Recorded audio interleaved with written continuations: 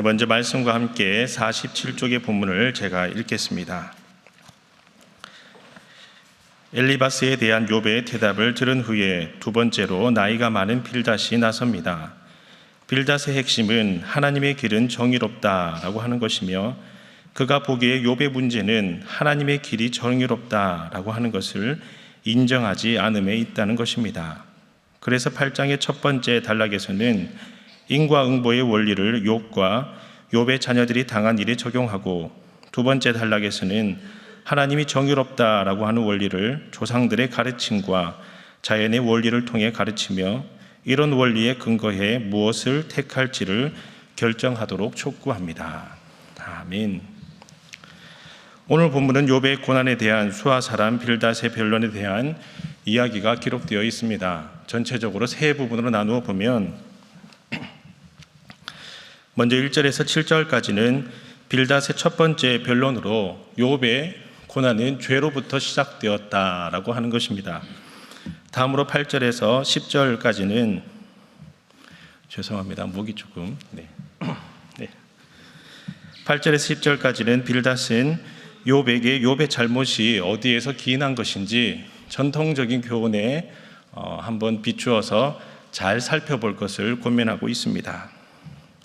마지막으로 11절부터 22절까지는 악인은 반드시 심판받게 될 것이라는 인과응보론적인 설명을 하면서 욥 또한 악인들과 같이 하나님 앞에 범죄한 잘못이 있다. 그래서 그 잘못을 인정하라라고 말씀하고 지적하고 있습니다. 그러면 오늘 본문을 통해 기도 제목 세 가지를 함께 나누고 기도하겠습니다. 첫 번째 기도 제목은 사람을 살리는 입술이 되게 하소서라고 함께 기도하겠습니다. 사람을 살리는 입술이 되게 하소서. 다 함께 본문 2절의 말씀을 읽겠습니다. 본문 2절의 말씀입니다. 시작. 내가 어느 때까지 이런 말을 하겠으며 어느 때까지 내 입의 말이 거센 바람과 같겠는가. 빌닷은 앞장에서 엘리바스가 변론하는 것을 듣고 또 욥이 반론하는 것을 다 들었습니다. 그리고 난 다음에 드디어 빌닷이 욥에 대해서 이야기를 하며 자신의 변론을 거친 논조로 훈계를 하듯이 시작을 합니다. 빌닷의 첫 마디를 보면 욥의 고백은 거센 바람과 같다라고 표현을 합니다. 여기서 이 거센 바람의 원문의 뜻을 살펴보면 강력히 불어닥치는 회오리 바람을 의미합니다. 당시 광야에는 밤과 낮의 일교차로 회오리 바람이 종종 일어났다라고 합니다. 이 회오리 바람이 동시다발적으로 여러 곳에서 일어나서 회오리 바람과 회오리 바람이 합쳐질 때는 더 큰 소용돌이가 쳤다라고 하지요. 그래서 당시 이 지역에서는 거주지나 농작물에 큰 피해를 입히기도 하였다라고 하는 기록이 있습니다. 이와 같이 욥의 고백 또한 회오리 바람과 같이 거칠고 거짓되기에 당장 그 하는 말을 멈추고 하나님 앞에서 죄를 회개해야 한다라고 하며 빌닷은 욥을 정죄하며 지적하기 시작하였던 것입니다. 여러분, 그래서 3절의 말씀을 보면 하나님의 정의와 공의는 절대 굽지 않으며, 4절에서는 자녀들이 죄를 지었기에 하나님은 그들을 내버려 두었을지라도, 5절에서 다시 하나님을 찾으면, 6절에서 하나님께서 다시 너를 돌아보실 것이다 라고 이야기하면서 욥 스스로 하나님 앞에 그 죄를 회개하고 하나님께 돌아올 것을 단호하게 말하고 있습니다. 여기서 이 빌닷의 잘못은 까닭 없는 고난 앞에 그저 희망 없이 죽어가는 친구 욥에게 내 고난은 죄 때문이라며 정죄만 하였다라고 하는 것입니다. 회오리 바람과 또 다른 회오리 바람이 만나면 더 큰 회오리 바람, 소용돌이가 생기기 마련입니다. 논쟁과 논쟁이 만나서 아름답게 해결되는 경우가 참 어렵습니다. 그래서 잠언 15장 1절과 4절의 말씀을 보면 이렇게 기록하고 있습니다. 유순한 대답은 분노를 쉬게 하여도 과격한 말은 노를 격동하느니라. 온순한 혀는 생명나무라. 패역한 혀는 마음을 상하게 하느니라. 아픈 환우에게 필요한 말은 그리고 필요한 조언은 그 병의 원인을 묻는 것이 아니라 말없이 손을 잡아주고 뜨겁게 기도하며 안아주는 것, 이것이 가장 필요한 것입니다. 갑작스런 어려움을 당한 이웃에게 왜 그랬냐며, 왜 그렇게 잘못했냐며 다그치는 것이 아니라 지금 그에게 필요한 것이 무엇이 있을지 돌아보며 도움의 손길로 다가가는 것, 그것이 어려운 일을 당한 이웃에게 가장 필요한 것입니다. 이와 같이 새벽제단에서 기도하실 때에 하나님, 저의 입술이 빌닷의 입술과 같이 되지 아니하며 생명나무와도 같은 온순한 혀가 되게 하여 주옵소서 기도하심으로 회오리 바람과 같은 광풍 속에서도 생명나무와 같은 어려운 분들에게 다가갈 수 있는 위로의 통로로, 또 은혜의 통로로, 또 감사의 통로로 쓰임받는 여러분 다 되시기를 간절히 소망합니다. 어려운 이웃을 위해, 사랑하는 가족들을 위해 괜찮다, 그럼에도 불구하고 괜찮다, 하나님께서 너와 함께 하시며 내가 너를 위해 기도해 주겠다라고 하며 손을 붙잡아주고 안아주고 더 기다려주고 더 함께 해주는 사랑의 입술이 되시기를 간절히 소망합니다. 다음으로 두 번째 기도 제목은 조언하기에 앞서 진정으로 사랑하는 마음을 갖게 하소서라고 기도하겠습니다. 조언하기에 앞서 먼저 진정으로 사랑하는 마음으로 다가가게 하소서라고 함께 기도하겠습니다. 다 함께 본문 8절의 말씀을 읽겠습니다. 8절의 말씀입니다. 시작. 청하건대 너는 옛 시대 사람에게 물으며 조상들이 터득한 일을 배울지어다. 빌닷은 고난당하는 욥, 이 욥을 정죄하는 한편 전통적인 교훈에 귀를 기울여 볼 것을 고민합니다. 특히 여기서 이 빌닷의 마음가짐을 잘 알 수 있는 단어는 배울지어다 라고 하는 단어입니다. 이 배울지어다 라고 하는 단어의 원어의 뜻을 살펴보면 확고하게 고정하다 라고 하는 의미를 가지고 있습니다. 깨달은 바를 확실하게 마음에 새기고 분명하게 알 수 있도록 깨달으라 라고 하는 표현입니다.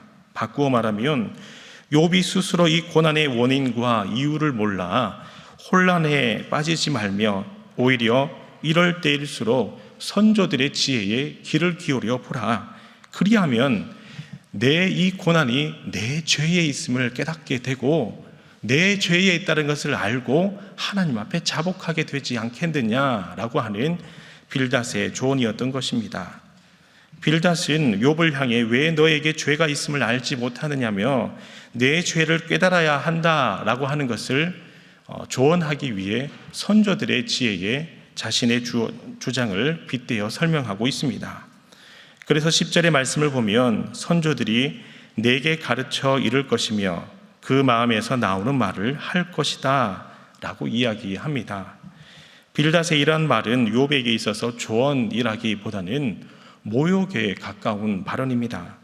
이러한 말은 온몸에 총기가 나 진물이 끊임없이 흐르고 나을 기미조차도 없는 고난 가운데 있는 욥, 이 욥에게 할 만한 조언이 아닙니다.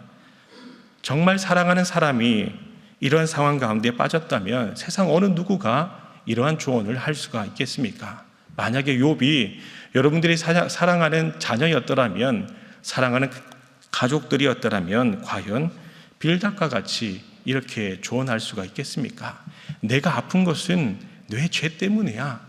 내 죄 때문이니 내가 회개해야 하는데 회개하지 않으니 이 고난이 끝나지 않는 것이니 너는 회개하도록 해라 라고 누가 사랑하는 딸에게, 자녀에게, 가족들에게 그렇게 조언할 수가 있겠습니까?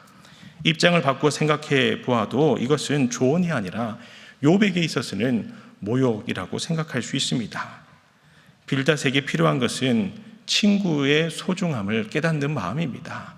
그리고 진정으로 사랑하는 마음, 친구를 아끼고 배려하는 마음으로 다가가는 것, 그것이 빌닷에게 필요한 마음가짐입니다.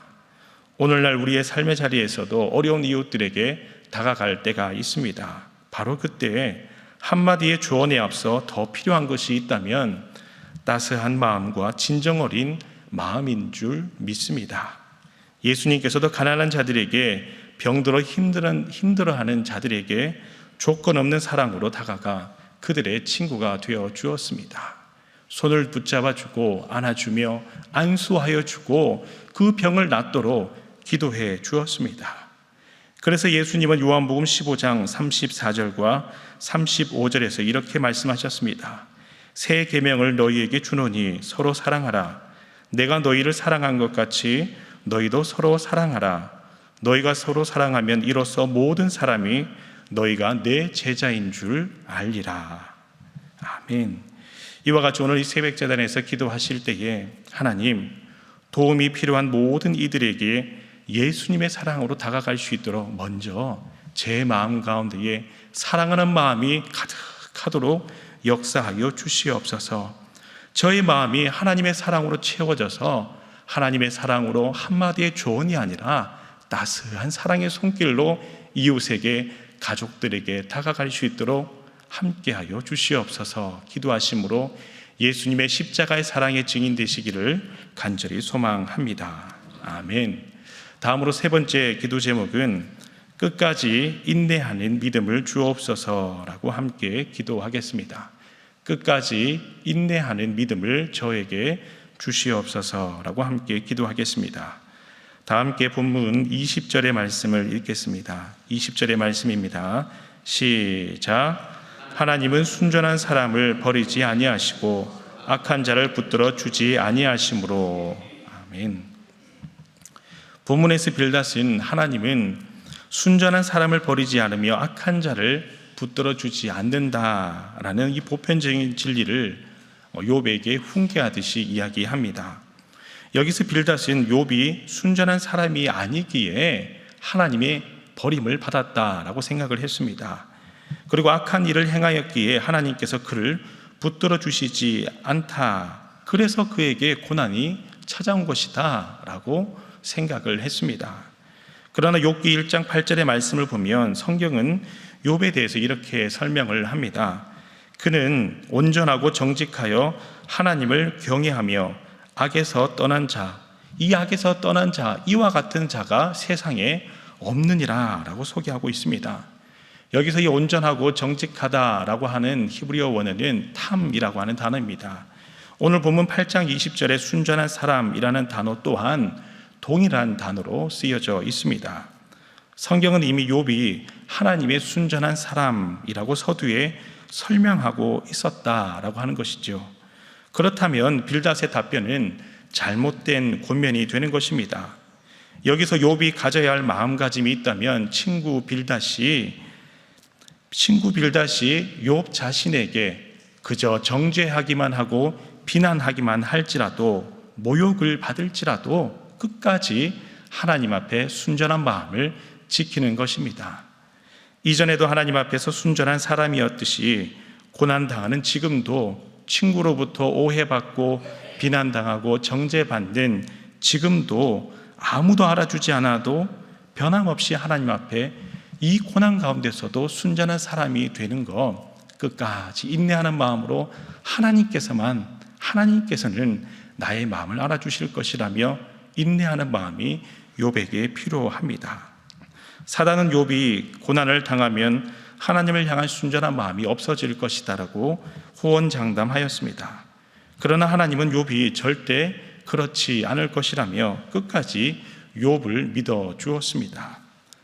하나님은 오늘 이 자리에 계신 여러분들을 향하여서도 욥과 같이 동일한 마음으로 여러분들을 믿어 주시는 분이신 줄 믿습니다. 때로는 고난이 찾아올지라도 내 아들 내 딸은 끝까지 믿음을 지키고 성숙한 믿음으로 고난을 잘 이겨낼 것이라 믿어 의심치 않으신 분이 우리 하나님이십니다.